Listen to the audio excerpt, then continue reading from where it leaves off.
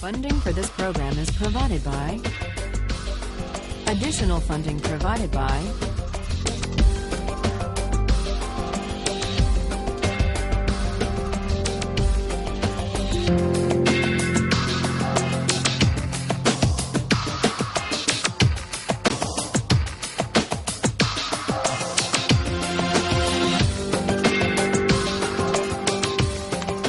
When we ended last time, we were discussing Locke's idea of government by consent. And the question arose, what are the limits on government that even the agreement of the majority can't override? That was the question we ended with. We saw, in the case of property rights, that on Locke's view, a democratically elected government has the right to tax people.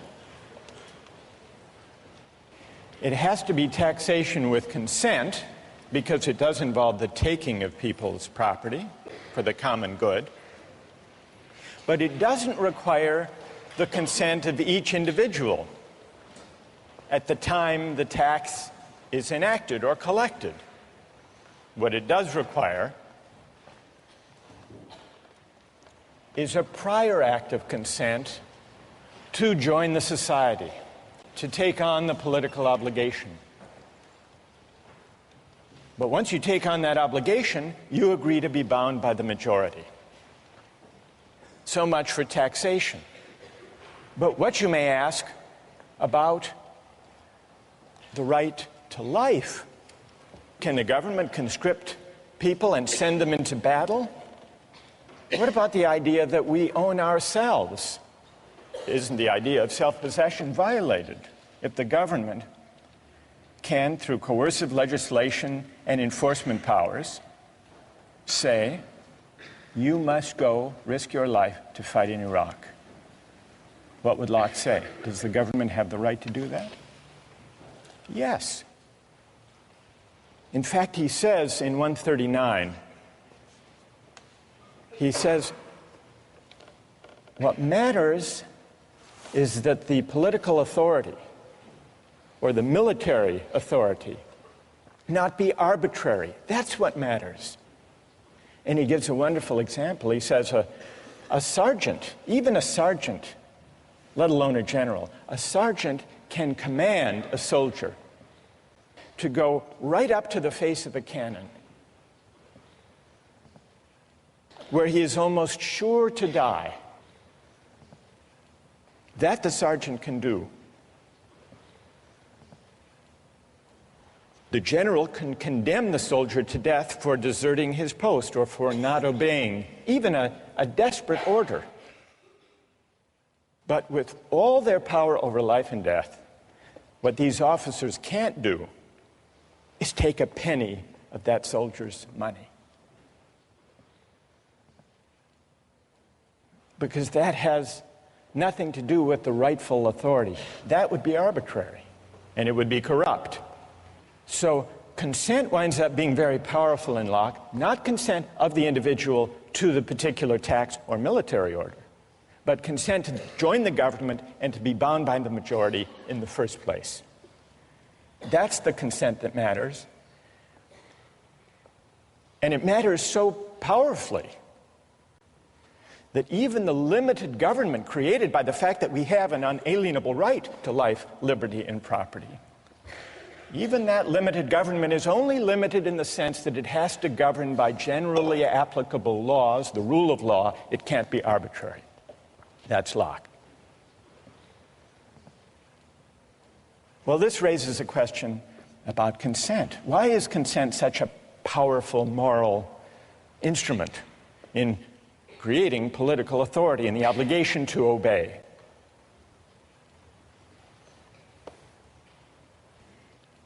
Today we begin to investigate the question of consent by looking at a concrete case, the case of military conscription. Now, some people say, if we have a fundamental right that arises from the idea that we own ourselves, it's a violation of that right for a government to conscript citizens to go fight in wars. Others disagree. Others say that's a legitimate power of government, of democratically elected governments anyhow, and that we have an obligation to obey. Let's take the case of the United States fighting a war in Iraq. News accounts tell us that the military is having great difficulty meeting its recruitment targets. Consider three policies that the U.S. government might undertake to deal with the fact that it's not achieving its recruiting targets. Solution number one, increase the pay and benefits to attract a sufficient number of soldiers. Option number two, shift to a system of military conscription. Have a lottery, and whosever numbers are drawn go to fight in Iraq. System number three, outsource. Hire what traditionally have been called mercenaries. People around the world who are qualified, able to do the work, able to fight well, and who are willing to do it for the existing wage. So let's take a quick poll here. How many favor increasing the pay? Huge majority. How many favor going to conscription? 1, 2. All right, maybe a dozen people in the room favor conscription. What about the outsourcing solution?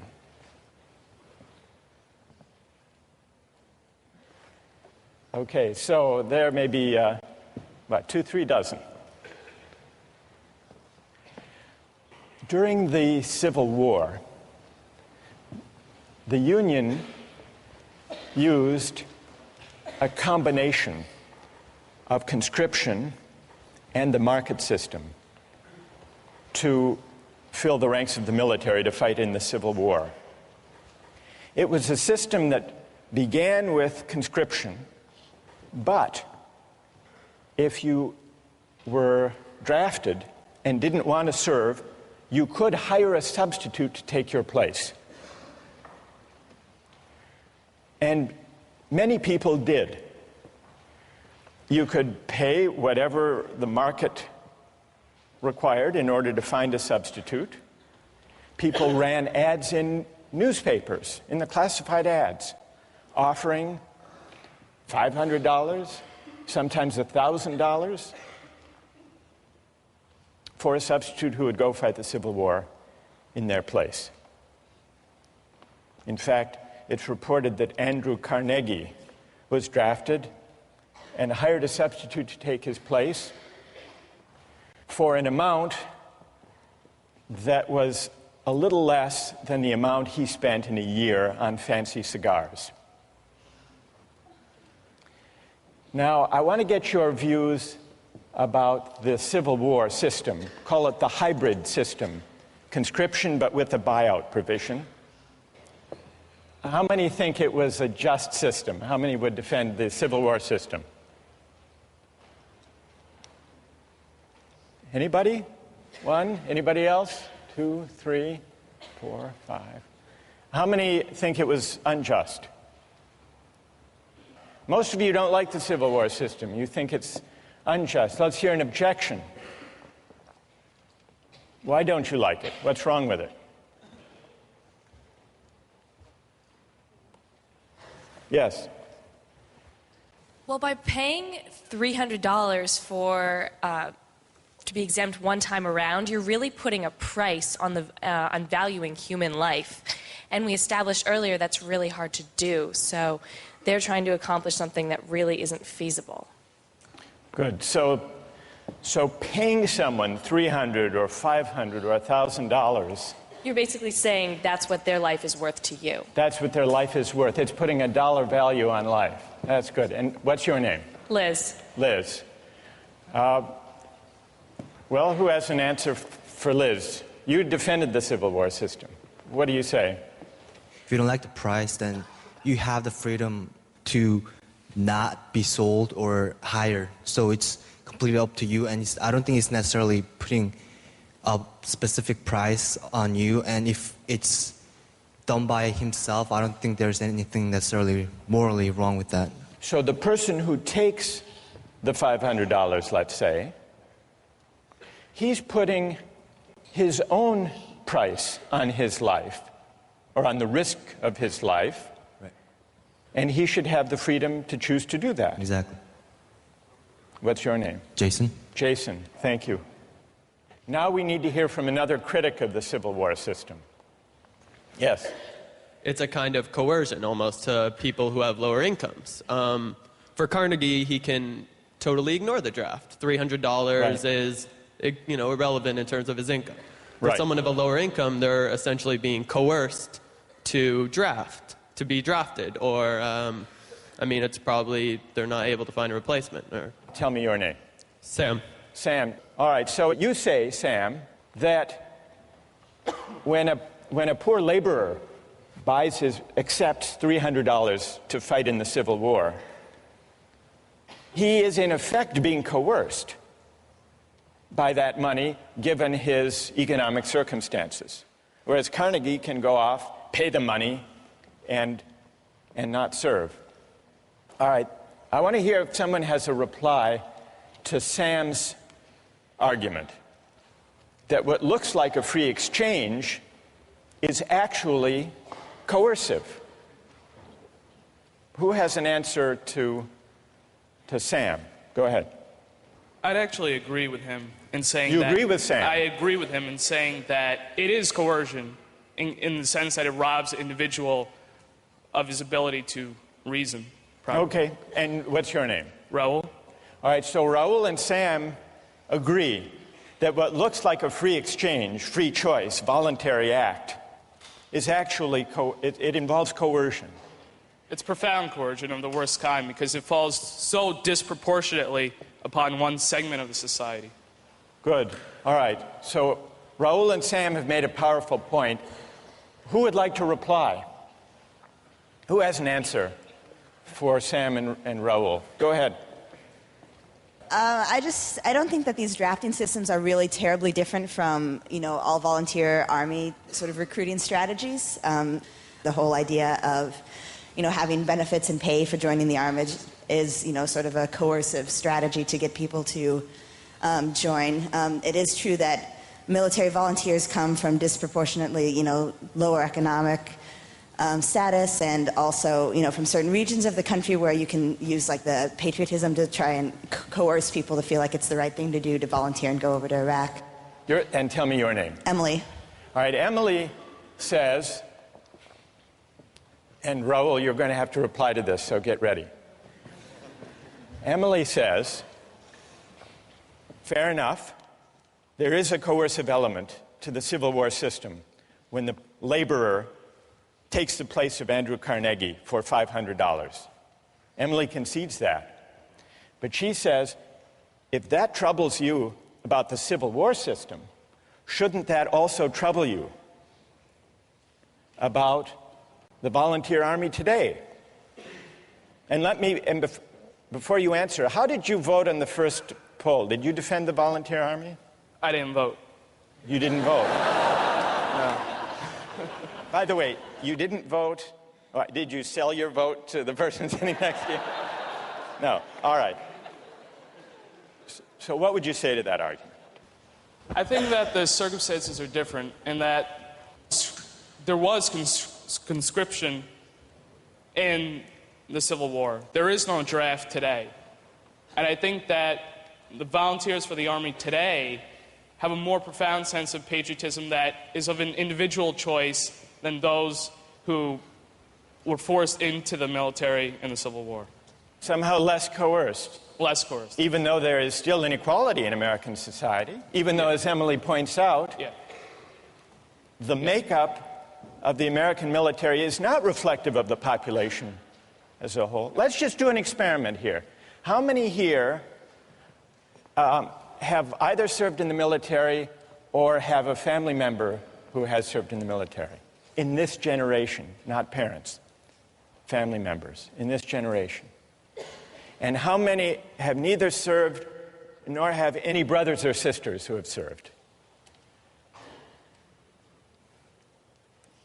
Does that bear out your point, Emily?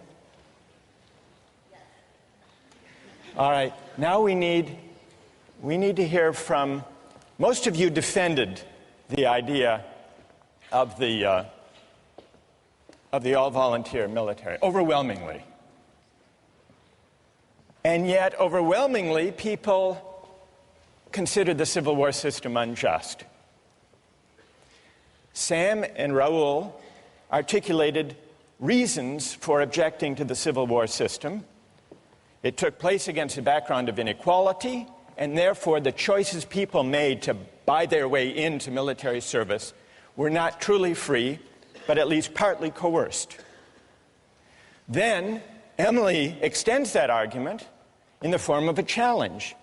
All right, everyone here who voted in favor of the all-volunteer army should have to explain, well, what's the difference in principle? Doesn't the all-volunteer army simply universalize the feature that almost everyone found objectionable in the Civil War buyout provision? Did I state the challenge fairly, Emily? Yes. Okay. So we need to hear from a defender of the all-volunteer military who can address Emily's challenge. Who can do that? Go ahead. The difference between the Civil War system and the all-volunteer army system is that in the Civil War, you're being hired not by the government, but by an individual. And as a result, different people who get hired by different individuals get paid different amounts. In the case of the all-volunteer army, everyone who gets hired is hired by the government and gets paid the same amount. It's precisely the universalization of essentially paying your service, you're paying your way into the army, that makes the all-volunteer army just. Emily? I guess I'd frame the principal difference slightly differently. On the all-volunteer army, it's possible for somebody to just, step aside and not really think about, the war at all. It's possible to say, well, I don't need the money. I don't need to have an opinion about this. I don't need to, feel obligated to take my part and defend my country. With a coercive system, with an explicit draft, then, there's the threat, at least, that every individual will have to make some sort of decision regarding military conscription, and perhaps in that way it's more equitable. It's true that Andrew Carnegie might not serve in any case, but in one, he can completely step aside from it, and the other there's some level of responsibility. While you're there, Emily, so what system do you favor? Conscription? I would be hard-pressed to say, but I think so, because it makes the whole country feel a sense of responsibility for the conflict, instead of, having a war that's maybe ideologically supported by a few, but only if there's no, real responsibility. Good. Who wants to reply? Go ahead. So I was going to say that the fundamental difference between the all-volunteer army and then the army in the Civil War is that in the all-volunteer army, if you want to volunteer, that comes first, and then the pay comes after. Whereas in the Civil War system, the people who are accepting the pay aren't necessarily doing it because they want to. They're just doing it for the money first. What motivation beyond the pay do you think is operating in the case of the all-volunteer army? Like patriotism for the country. Patriotism. Well, what about and pay? a desire to defend the country. I mean, Right. there is some motivation in pay, but the fact that it's first and foremost an all-volunteer army will motivate them first, I think, personally. Do you think it's better, and tell me your name. Jackie? Jackie, do you think it's better if people serve in the military out of a sense of patriotism than just for the money? Yes, definitely, because the people that was one of the main problems in the Civil War Army, is that the people that you're getting to go in it, or to go to war, aren't necessarily people who want to fight, and so they won't be as good soldiers as they will be had they been there because they wanted to be. All right, what about Jackie's having raised the question of patriotism? That patriotism is a better or a higher motivation than money for military service. Who would like to address that question? Go ahead. Patriotism absolutely is not necessary in order to be a good soldier, because mercenaries can do just as good of a job as anyone who waves the American flag around and wants to defend what the government believes that we should do. Did you favor the outsourcing solution? Yes, sir. And all right, so let Jackie respond. What's your name? Philip. What about that, Jackie? So much for patriotism. If you've got someone whose heart is in it more than another person's, they're going to do a better job.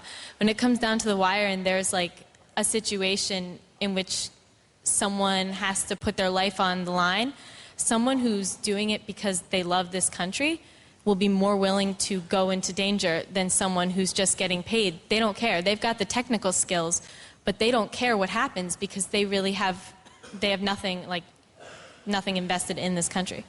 There's another aspect, though. Once we get onto the issue of patriotism, if you believe patriotism, as Jackie does, should be the foremost consideration and not money, does that argue for or against the paid army we have now? We call it the volunteer army, though if you think about it, that's a kind of misnomer. A volunteer army, as we use the term, is a paid army. So what about the suggestion that patriotism should be the primary motivation for military service, not money? Does that argue in favor of the paid military that we have, or does it argue for conscription? And just to sharpen that point, building on Phil's case for outsourcing, if you think that the all-volunteer army, the paid army, is best because it lets the market allocate positions according to people's preferences and willingness to serve for a certain wage, doesn't the logic that takes you from a system of conscription to the hybrid Civil War system to the all-volunteer army, doesn't the idea of expanding freedom of choice in the market, doesn't that lead you all the way, if you follow that principle consistently, to a mercenary army? And then if you say no, Jackie says no, patriotism should count for something,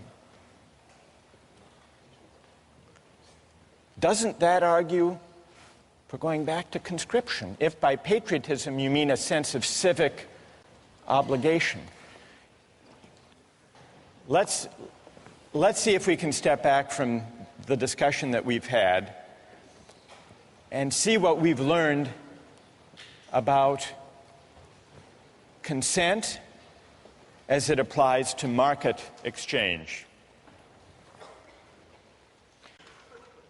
We've really heard two arguments against the use of markets and exchange in the allocation of military service. One was the argument raised by Sam and Raoul, the argument about coercion. The objection that letting the market allocate military service may be unfair and may not even be free if there's severe inequality in the society, so that people who buy their way into military service are doing so not because they really want to, but because they have so few economic opportunities that that's their best choice. And Sam and Raoul say there's an element of coercion in that. That's one argument. Then there is a second objection to using the market to allocate military service. That's the idea that military service shouldn't be treated as just another job for pay because it's bound up with patriotism and civic obligation. This is a different argument from the argument about unfairness and inequality and coercion. It's an argument that suggests that maybe where civic obligations are concerned, we shouldn't allocate duties and rights by the market. Now, we've identified two broad objections. What do we need to know to assess those objections? To assess the first, the argument from coercion, inequality, and unfairness, Sam, we need to ask what inequalities in the background conditions of society undermine the freedom of choices people make to buy and sell their labor. Question number one. Question number two, to assess the civic obligation patriotism argument, we have to ask, what are the obligations of citizenship? Is military service one of them or not? What obligates us as citizens? What is the source of political obligation? Is it consent, or are there some civic obligations we have even without consent for living and sharing in a certain kind of society? We haven't answered either of those questions, but our debate today about the Civil War system and the all-volunteer army has at least raised them, and those are questions we're going to return to in the coming weeks.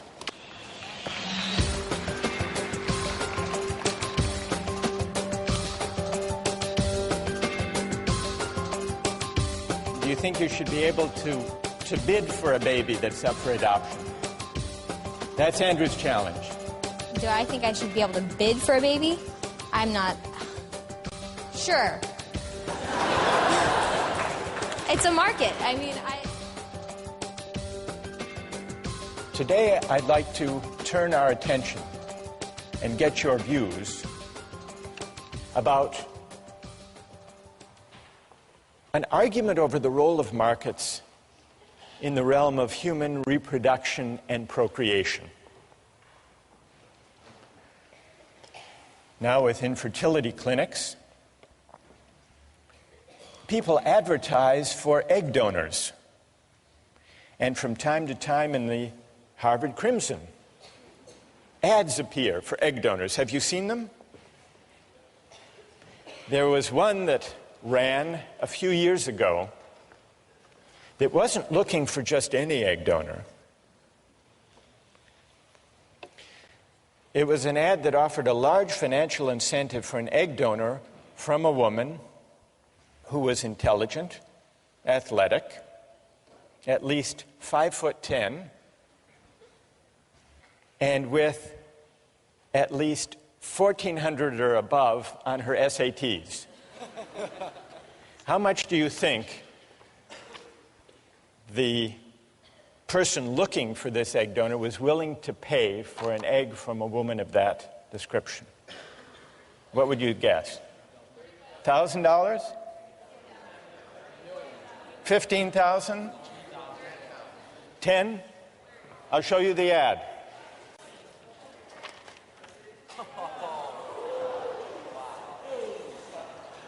$50,000 for an egg, but only a premium egg. What do you think about that? Well, there are also sometimes ads in the Harvard Crimson and other college newspapers for sperm donors. So the market in reproductive capacities is an equal opportunity market. Well, not exactly equal opportunity. They're not offering $50,000 for sperm. But there is a company, a large commercial sperm bank, that markets sperm. It's called California Cryobank. It's a for-profit company. It imposes exacting standards on the sperm it recruits. And it has offices in Cambridge between Harvard and MIT, and in Palo Alto near Stanford. Cryobank's marketing materials play up the prestigious source of its sperm. Here is from the website of Cryobank the information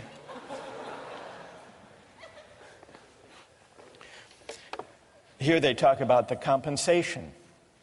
Although compensation should not be the only reason for becoming a sperm donor, we are aware of the considerable time and expense involved in being a donor.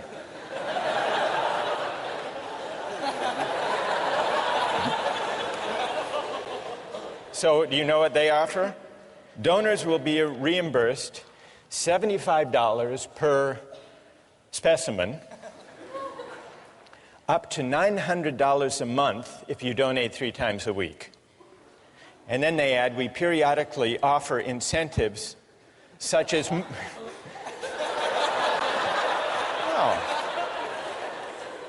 such as movie tickets or gift certificates for the extra time and effort expended by participating donors. It's not easy to be a sperm donor. They accept fewer than 5% of the donors who apply. Their admission criteria are more demanding than Harvard's. The head of the sperm bank said the ideal sperm donor is 6 feet tall, with a college degree, brown eyes, blonde hair, and dimples. For the simple reason that these are the traits that the market has shown the customers want. Quote, quoting the head of the sperm bank, if our customers wanted high school dropouts, we would give them high school dropouts. So here are 2 instances, the market in eggs for donation and the market in sperm, that raise a question about whether eggs and sperm should or should not be bought and sold for money. As you ponder that, I want you to consider another case involving a market and, in fact, a contract in the human reproductive capacity. And this is the case of commercial surrogate motherhood. And it's a case that wound up in court some years ago. It's the story of Baby M.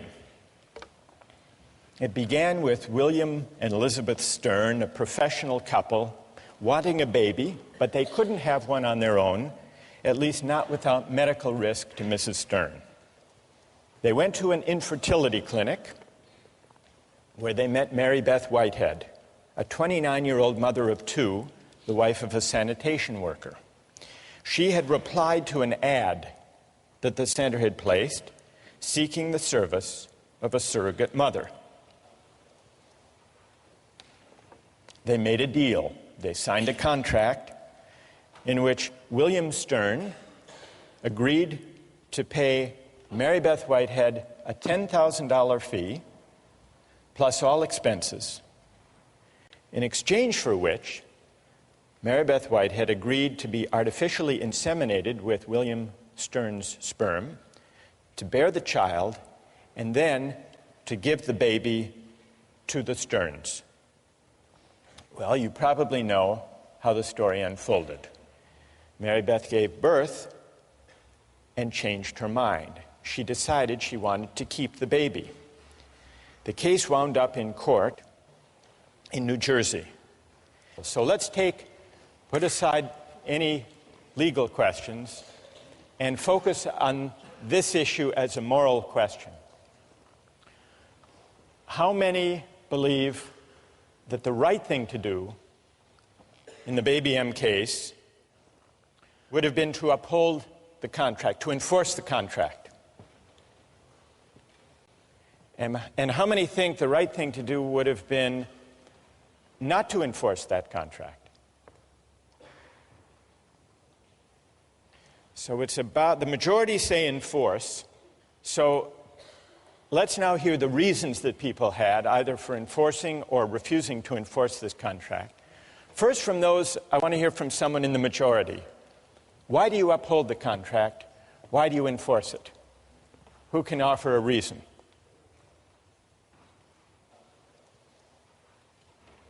Yes.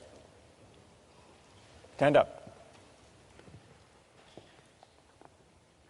It's a binding contract. All the parties involved knew the terms of the contract before any action was taken. It's a voluntary agreement. The mother knew what she was getting into. All four intelligent adults, regardless of formal education, whatever. So it makes sense that if you know what you're getting into beforehand and you make a promise, you should uphold that promise in the end. Okay. A deal is a deal, in other words. Exactly. And what's your name? Patrick. Is Patrick's reason the reason that most of you in the majority favored upholding the contract? Yes? All right, let's hear now someone who would not enforce the contract. What do you say to Patrick? Why not? Yes. Well, I mean, I agree. I think contracts should be upheld when all the parties know all the information. But in this case, I don't think there's a way a mother, before the child exists, could actually know how she's going to feel about that child.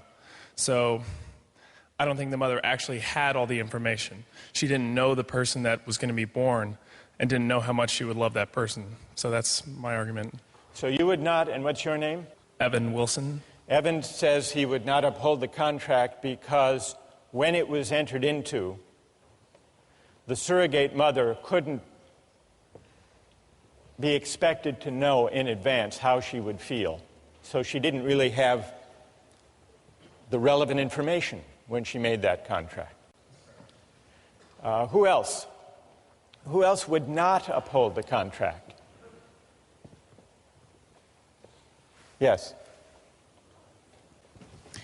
I also think that a contract should generally be upheld, but I think that the child has an inalienable right to its actual mother, and I think that if that mother wants it, then that child should have the right to that mother. You mean the biological mother, not the adoptive mother? Right.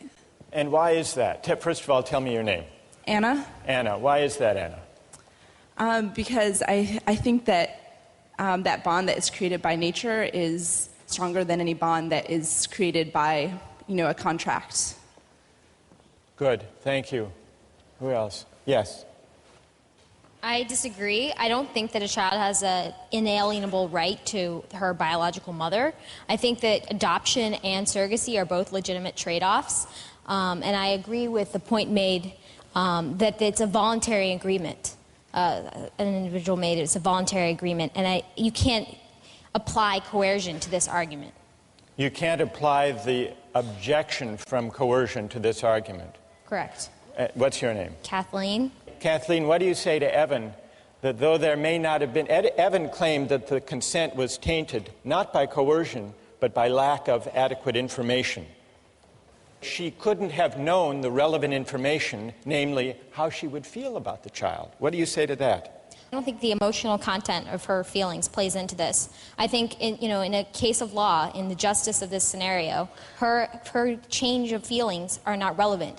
If I give up my child for adoption, and then I decide later on that I really want that child back, too bad. It's a trade-off. It's a trade-off that the mother has made. So a deal is a deal. You agree with Patrick? I agree with Patrick. A deal is a deal. Yes. Good. Yes. I would say that, though I'm not really sure if I agree with the idea that the child has a right to their mother, I think the mother definitely has a right to her child. And I also think that there are some areas where market forces shouldn't necessarily penetrate. I think that the whole surrogate mother area smacks a little bit of dealing in human beings. It seems dehumanizing, and it doesn't really seem right. So that's my main reasoning. And tell us your name. I'm Andrew. Andrew, what is dehumanizing about buying and selling the right to a child for money? What is dehumanizing about it? Well, because you're buying someone's biological right. I mean, you can't, in the law, as it's said, you can't sell your own child. Like, were you to have a child, I believe that the law prohibits you selling it to another person or selling it So to this is like slavery. baby selling. Right. To a certain extent. I mean, though there is a contract with another person, you've made agreements and whatnot, there is an undeniable emotional bond that takes place between a mother and a child. And it's wrong to simply ignore this because you've written out something contractually. All right, you want to reply to Andrew? Stay there. You point out there's an undeniable emotional bond. I feel like in this situation, we're not necessarily arguing against adoption or surrogacy in itself. We're just sort of pointing out the emotional differences. Well, but wait, I mean, it's easy to break everything down to numbers and say, oh, we have contracts like you're buying and selling a car. But there are underlying emotions. I mean, you're dealing with people. I mean, these are not objects to be bought and sold. All right, what about Andrew's claim that this is like baby selling? I believe that adoption and surrogacy should be permitted. Whether or not I actually will partake in it is not really relevant, but I think that the government should give its citizens the rights to allow for adoption and surrogacy. But adoption is not, according to Is the law. adoption baby selling? Well, do you think you should be able to bid for a baby that's up for adoption? That's Andrew's challenge. Do I think I should be able to bid for a baby? I'm not sure. It's a market. I mean, I feel like the extent to which it's been applied, I'm not sure if the government should be able to permit it, and I have to think about it more, but... All right, fair enough. Are you satisfied, Andrew? Well, yeah, I mean, I think surrogacy should be permitted. I think that people can do it, but I don't think that it should be forced upon people that once the contract is signed, it's absolutely like the end all. I think that it's unenforceable. So people should be free, Andrew, to enter into these contracts, but it should not be enforceable in a court. Not in a court, no. Who would like to join on one side or the other? Yes?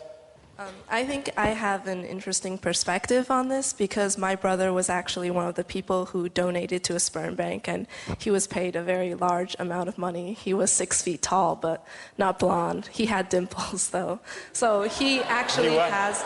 I'm an aunt now, and he has a daughter. He donated his sperm to a lesbian couple in Oklahoma, and he has been contacted by them, and he has seen pictures of his daughter, but he still does not feel an emotional bond to his daughter. He just has a sense of curiosity about what she looks like and what she's doing and how she is. He doesn't feel love for his child. So from this experience, I think the bond between a mother and a child cannot be compared to the bond between the father and the child. That's really interesting. What's your name? Vivian. Vivian. So we've got the case of surrogacy, commercial surrogacy. And it's been compared to baby selling, and we've been exploring whether that analogy is apt.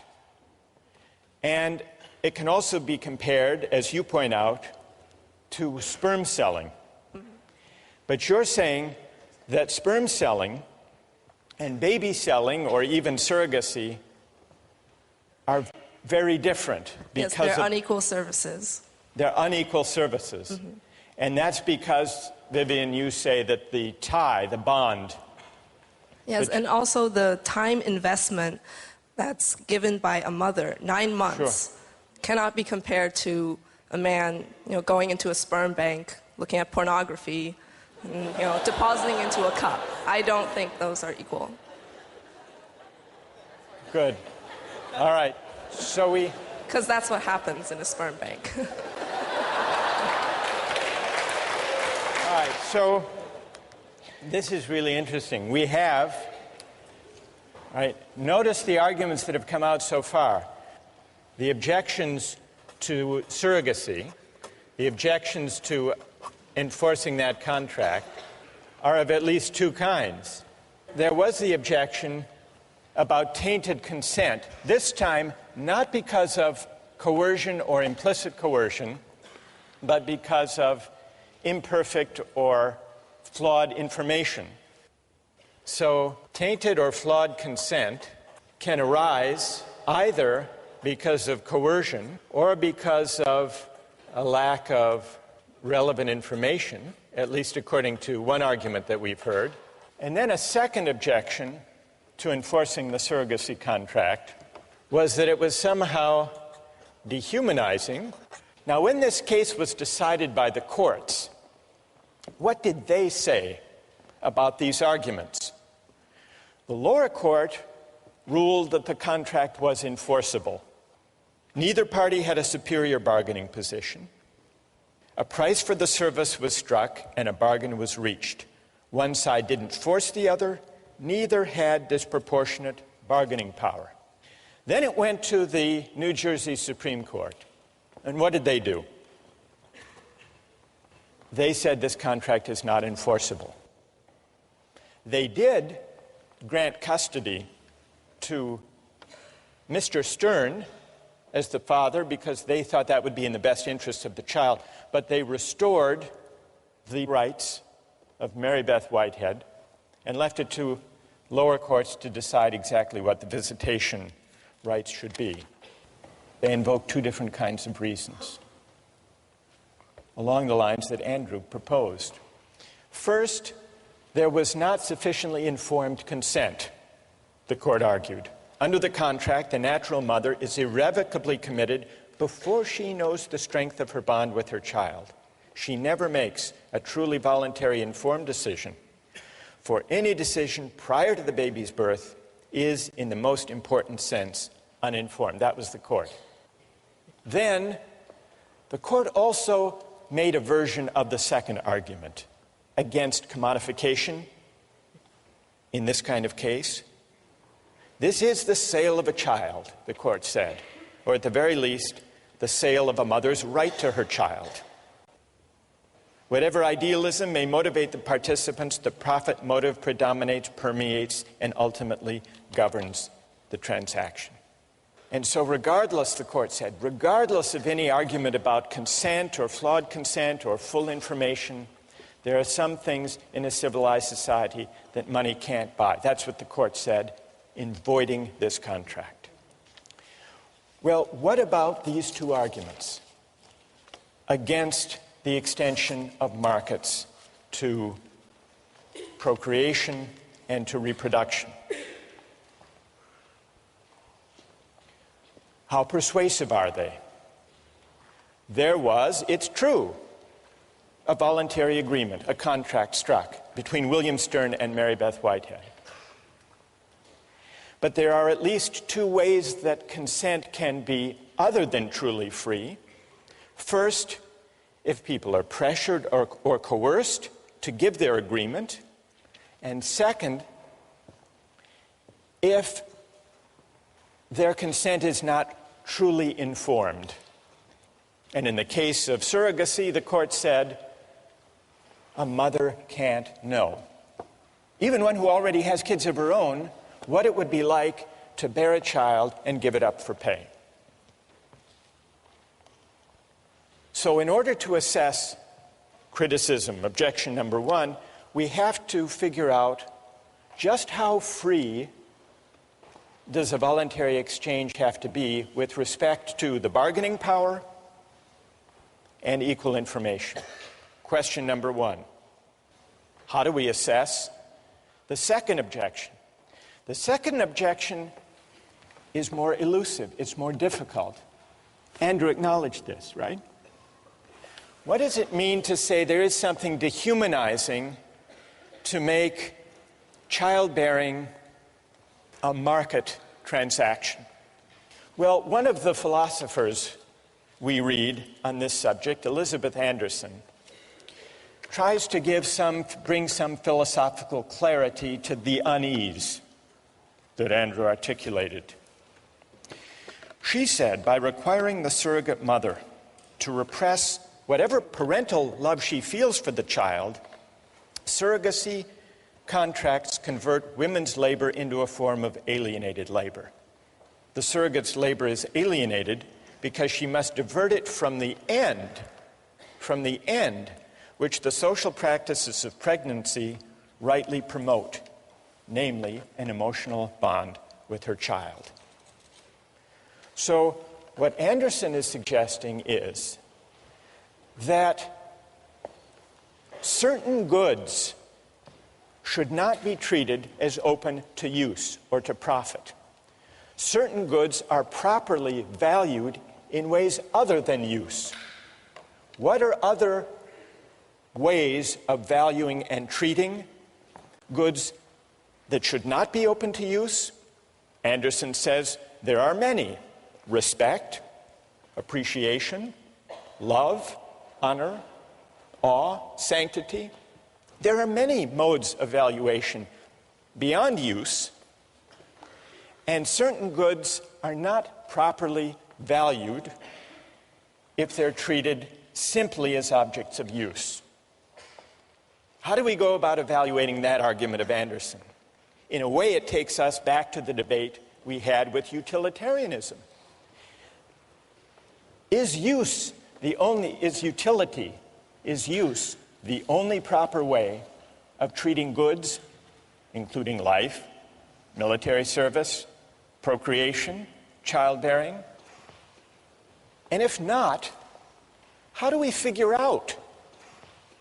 How can we determine what modes of valuation are fitting or appropriate to those goods? Several years ago, there was a scandal surrounding a doctor, an infertility specialist in Virginia named Cecil Jacobson. He didn't have a donor catalog because, unknown to his patients, all of the sperm he used to inseminate his patients came from one donor, Dr. Jacobson himself. At least one woman who testified in court was unnerved at how much her newborn daughter looked just like him. Now, it's possible to condemn Dr. Jacobson for failing to inform the women in advance. That would be the argument about consent. The columnist Ellen Goodman described the bizarre scenario as follows. Dr. Jacobson, she wrote, gave his infertility business the personal touch. But now the rest of us, she wrote, are in for a round of second thoughts about sperm donation. Goodman concluded that fatherhood should be something you do, not something you donate. And I think what she was doing, and what the philosopher Elizabeth Anderson is doing, and what Andrew was suggesting with his argument about dehumanization, is pondering whether there are certain goods that money shouldn't buy, not just because of tainted consent, but also perhaps because certain goods are properly valued in a way higher than mere use. Those, at least, are the questions we're going to pursue with the help of some philosophers in the weeks to come.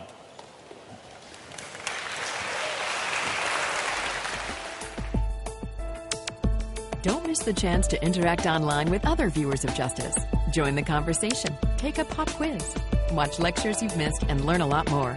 Visit justiceharvard.org. It's the right thing to do.